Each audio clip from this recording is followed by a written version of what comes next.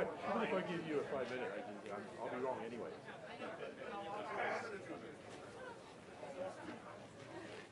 I will get you. I will get you a 2 minute. You will? Yeah. I always have. Here, at least. And I've been pretty good on this one. Oh.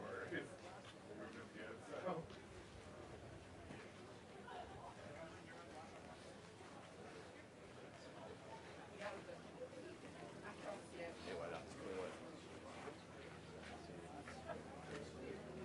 Annabelle, elle le met. Oh, 2 minutes.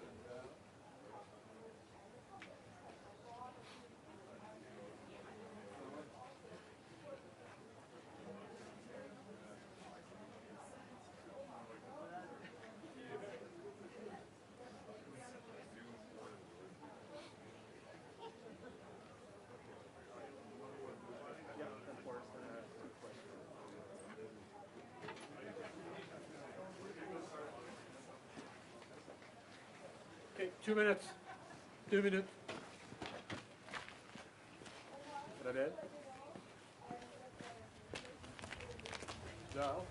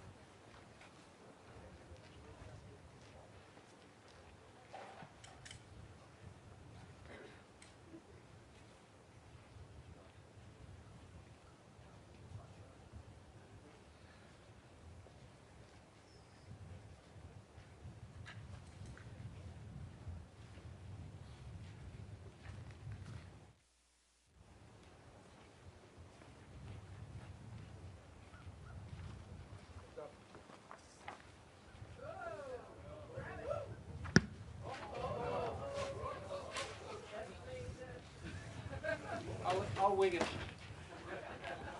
Correct.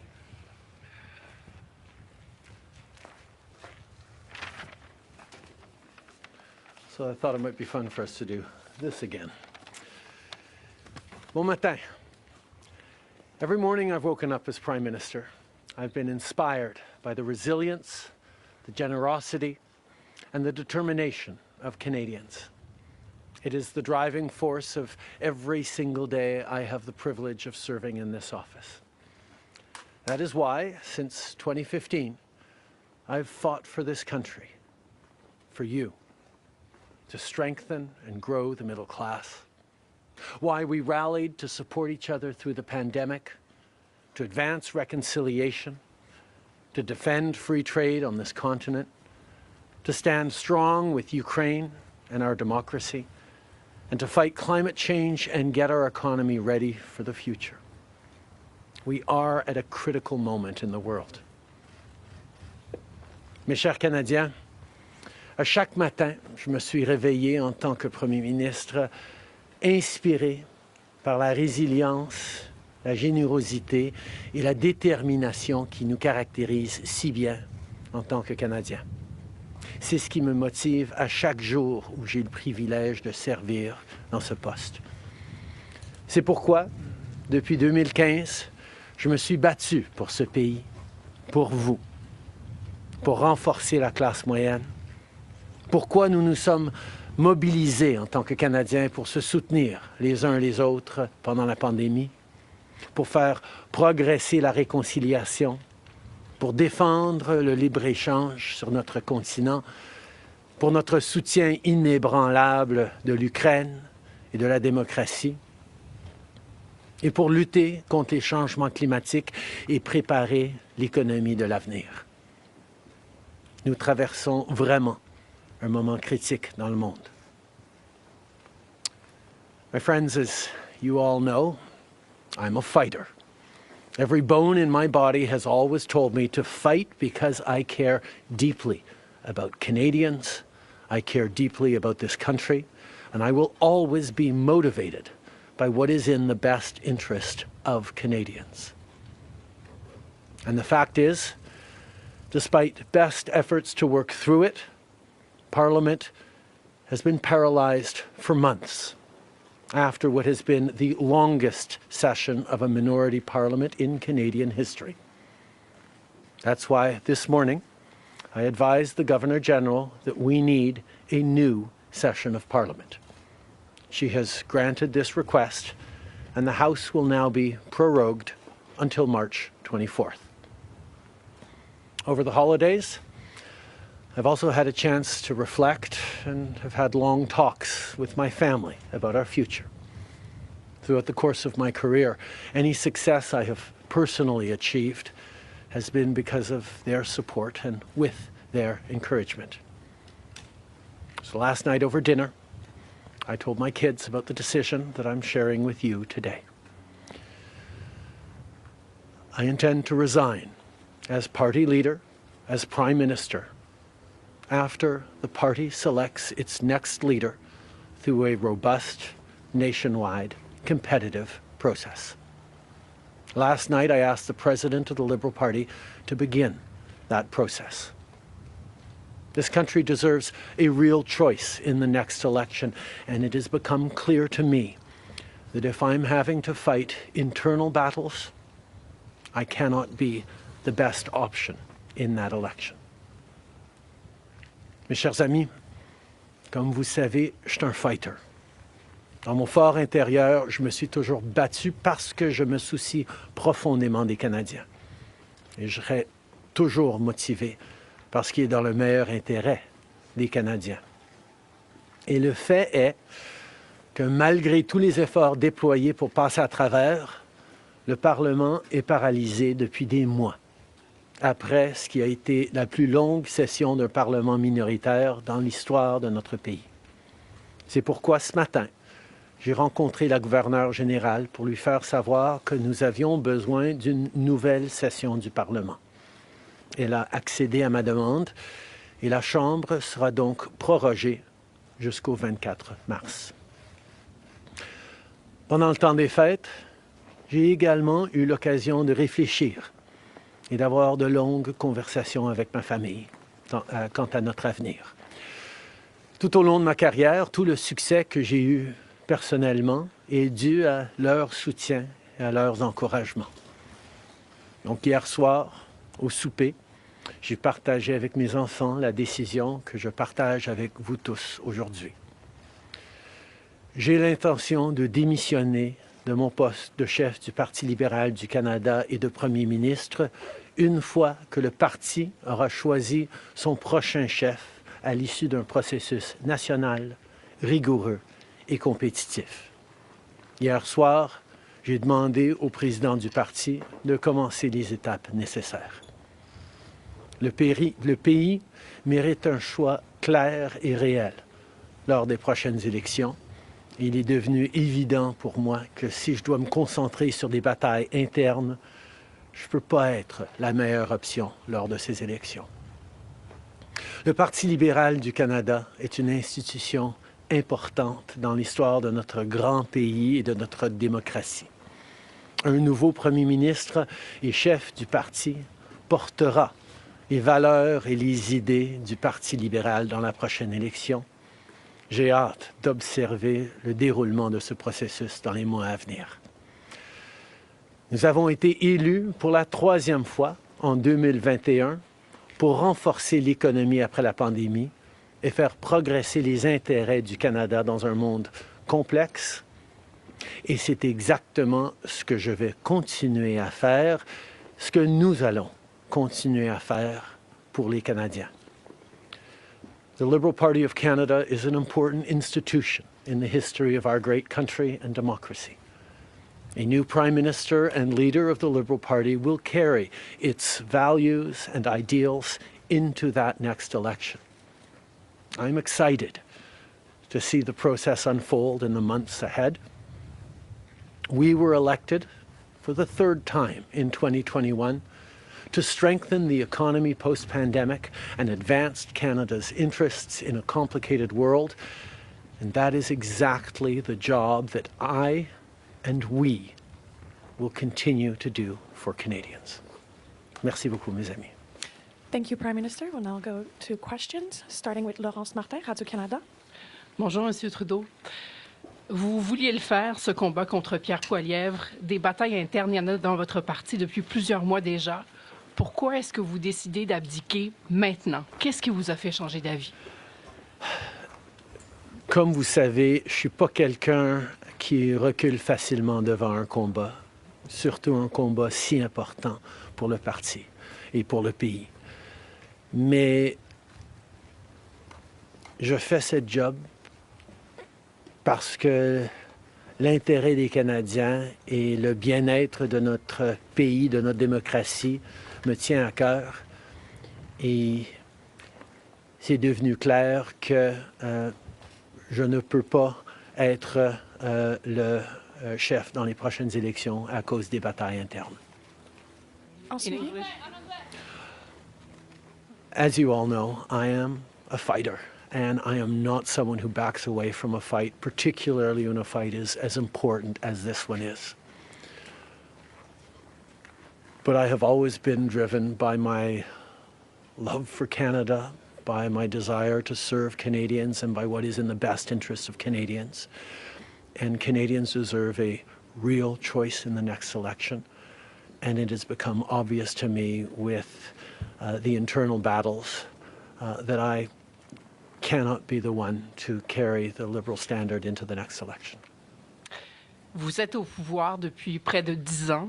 Le Canada a changé avec votre gouvernement. S'il y a une réalisation que vous pourriez nommer, dont vous êtes le plus fier, je sais qu'il y en a plusieurs, mais s'il y en a une, et peut-être un regret aussi. En 2015, on a été élu sur une promesse de travailler pour la classe moyenne dans ce pays. Et c'est ce qu'on a pu faire.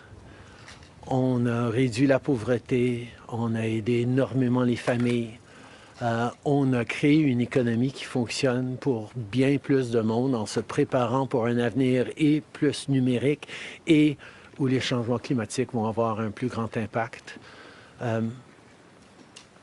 On a fait énormément de travail avec les Canadiens. Le Canada est meilleur à cause du travail que nous avons tous fait au cours des dernières années.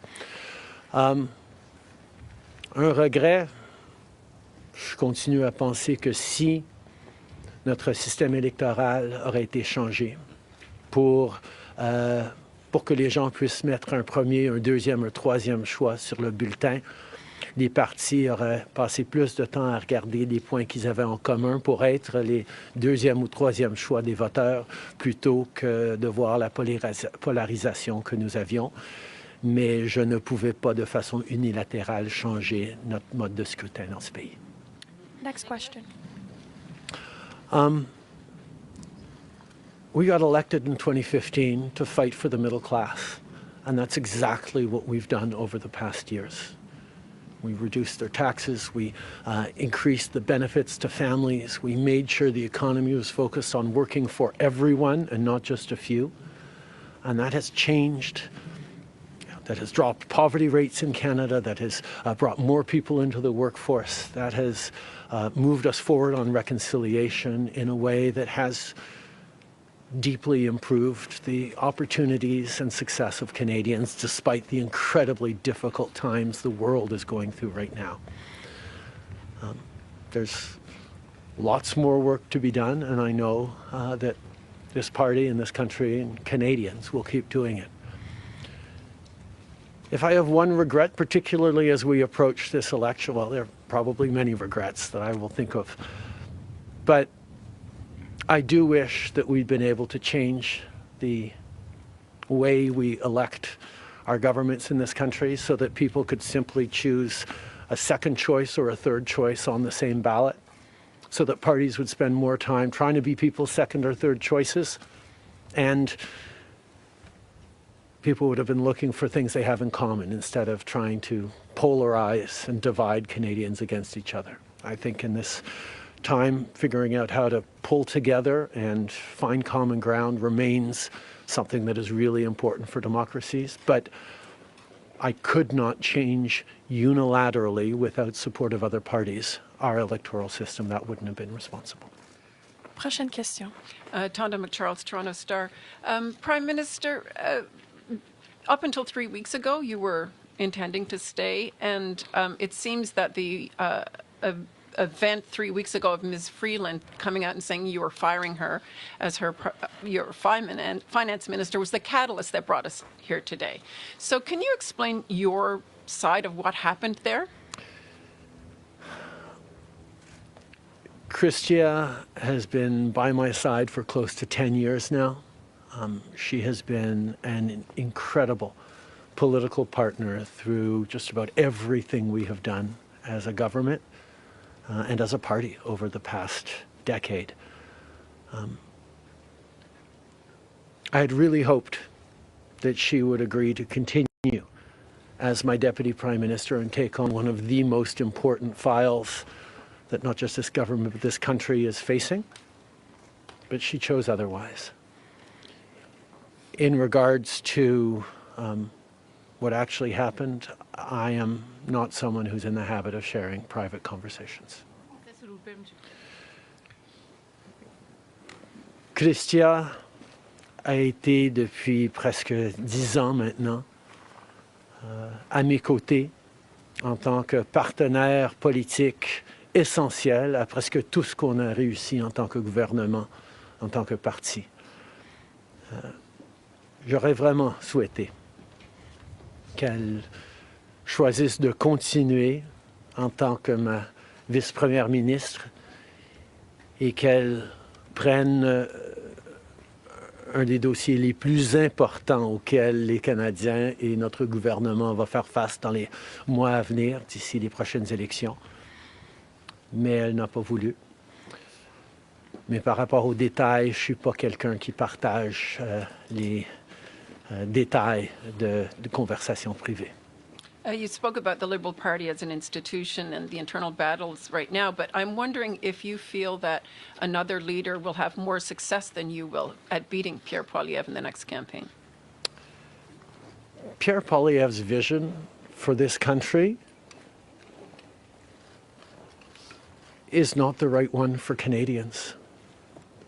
Stopping the fight against climate change doesn't make sense.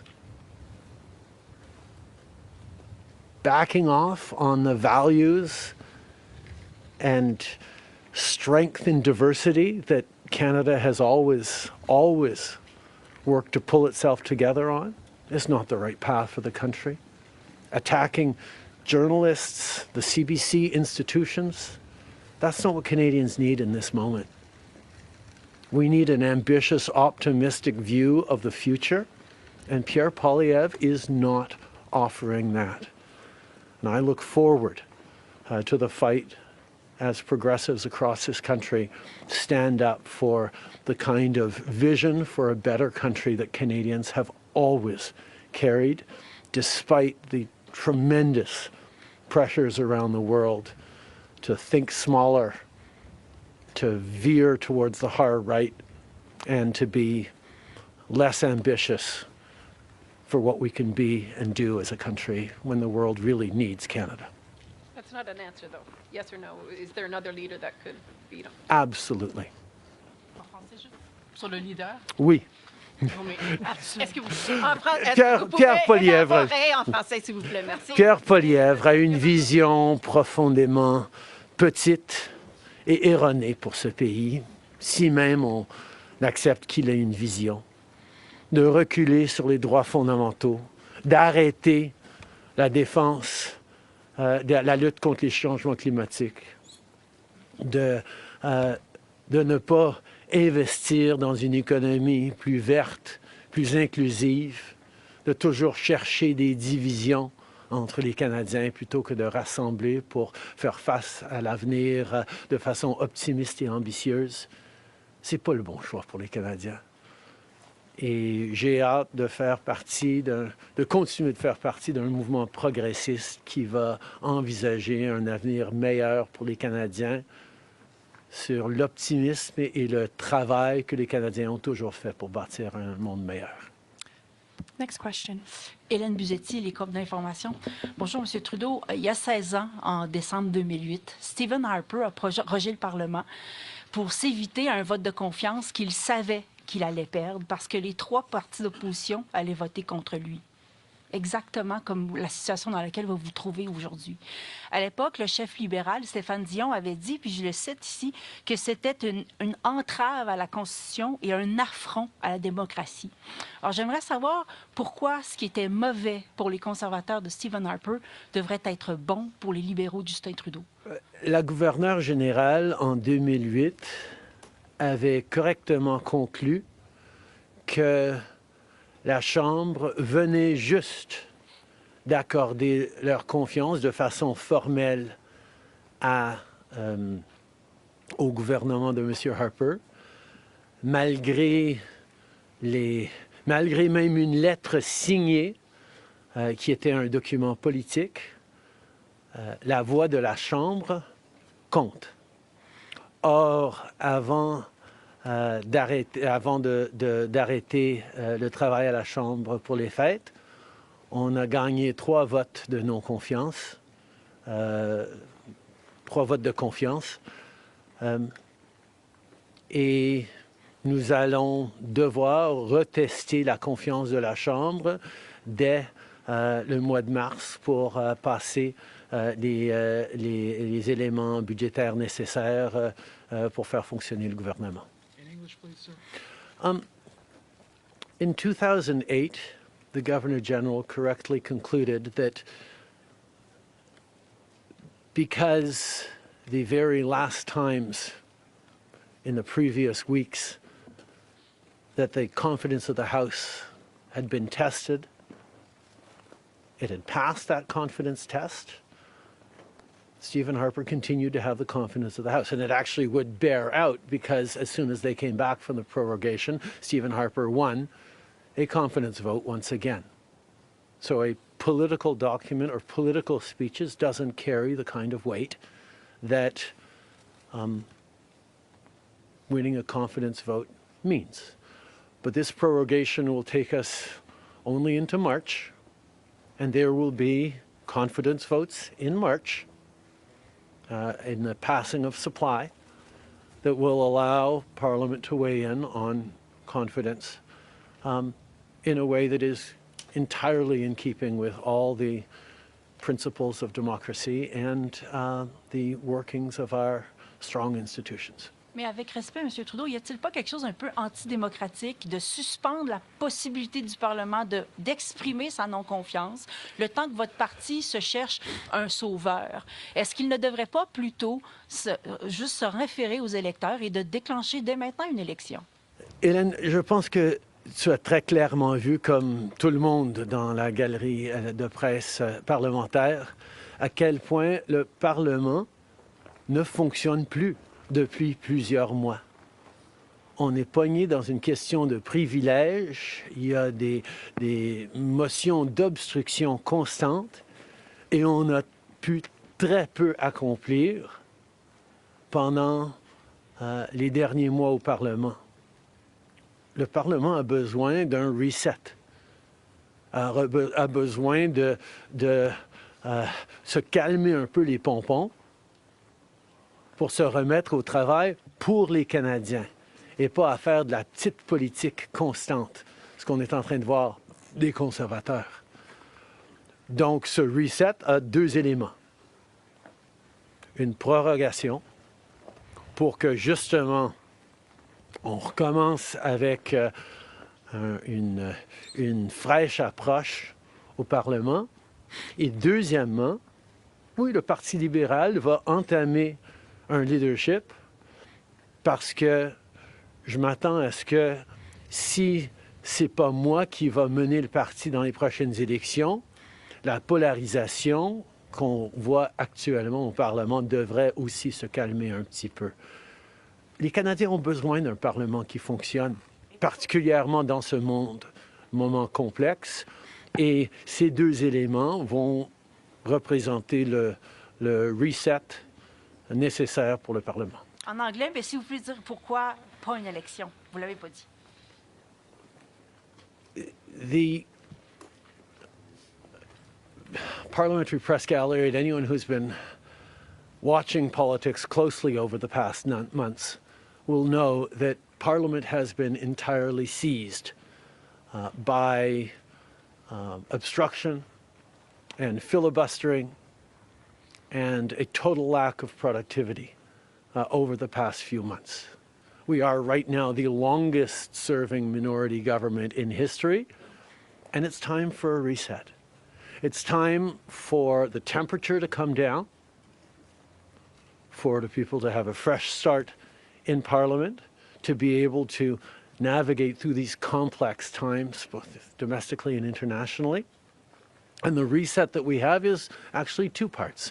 One is the prorogation, but the other part is recognizing that removing me from the equation as the leader who will fight the next election for the Liberal Party should also decrease the level of polarization that we're seeing right now in the House and in Canadian politics, and allow people to actually focus on serving Canadians in this House and with their work the way Canadians deserve. On va prendre une dernière question. Good morning, Prime Minister. Stephanie Taylor with the National Post. Given, as you just said, there's going to be confidence votes in March, opposition parties have said they are prepared to bring down your government. What kind of chances do you think you are leaving to your successor, given that there will only be mere weeks for them to introduce themselves to Canadians before heading into an election, potentially? I have a tremendous amount of confidence in both Canadians and in parliamentarians' interest in serving Canadians in the right way. We're in a minority government right now, and there hasn't been an active leadership in a minority government in more than 50 years in this country. And there is always going to be the challenge of having a leadership race while a parliament would face confidence votes in the course of delivering supply to the government. So this is something that we're going to navigate through, but I truly feel that removing the contention around my own continued leadership is an opportunity to bring the temperature down, have a government that will focus on the complex issues that are coming forward in the coming months, while the party gets to have a full national process that brings in people from right across the country and makes a determination about the best person to carry the progressive Liberal standard into the next election. Can you clarify whether ministers who would like to campaign for your job will have to step out of cabinet? And how can the Liberal government be in a position to protect Canadian businesses and Canadians from the threat of tariffs from incoming President Donald Trump when members of the government are going to be focused on who's going to be taking your job? The government will still, and the cabinet will still be very much focused on doing the job that Canadians elected us to do in 2021, which is fight for their interests, stand up for their well-being, and make sure that they are good and that Canadians are protected and strong. There will be a leadership process and the rules will unfold over the coming weeks. But I can assure you that the tools and the need to stand up for Canadians, to protect Canadians in their interests and continue to fight for the economy is something that everyone in this government will be singularly focused on. Je peux souligner que, évidemment, les règles et les conditions du leadership du Parti libéral vont être discutées dans les semaines à venir. Mais le gouvernement qui a été élu pour protéger les Canadiens et leurs intérêts dans un monde très complexe, qui a été élu le plus récemment en 2021, va continuer ce travail avec un focus et une emphase singulière sur ce qui est dans les intérêts des Canadiens, pendant que le parti fait ce dont il a besoin pour avoir un processus de leadership. Merci beaucoup. C'est ce qui conclut la conférence de presse d'aujourd'hui. Merci tout le monde. Merci d'être ici dans une belle journée d'Ottawa. Bonne journée.